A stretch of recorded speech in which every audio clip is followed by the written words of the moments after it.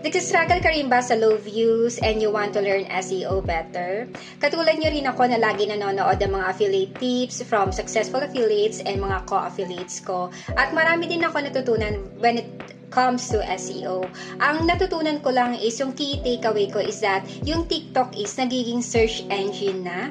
So, hindi lang siya about content platform. Search engine na siya na parang si Google. So, ang mga tao, kung may gusto silang malaman, kung may gusto silang matutunan, is nagpupunta din sila kay TikTok. So, ang kailangan natin para maibigay ni TikTok yung video natin sa mga tamang tao na nangangailangan nito is number 1, kailangan talaga is may strong hook ka para talagang manood sila sa video mo. Second is kailangan gumamit na talaga tayo ng keywords. Number 1 sa title, sa caption, and dun mismo sa video kasi that's the SEO friendly para sa paggawa ng video natin.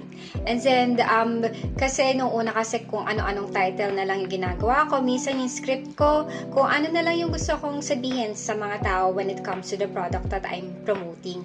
So ngayon, mas conscious na ako, mas aware na ako na kailangan, bago ako gumawa ng script para sa video na ginawa ko, iisipin ko muna yung keyword. At yung keyword na iisipin ko is kung paano nagsisearch yung mga tao dun sa problem or solution na gusto nilang mahanap.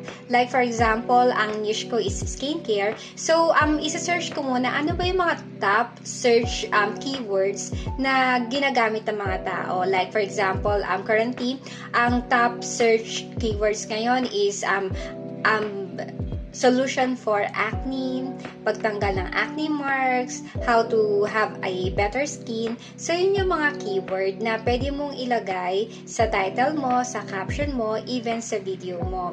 Like, for me, gagawa ko ng video about coconut oil. So, ang keyword ko dun is, what's the best coconut oil for skincare?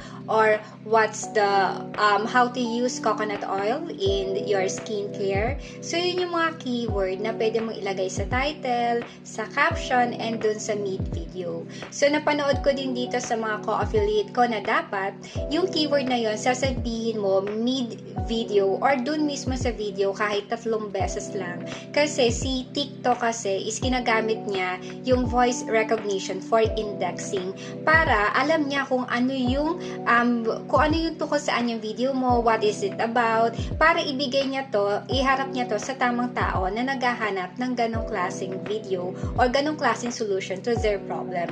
Because we are here to create solution to the problem, 'di ba? As a affiliate,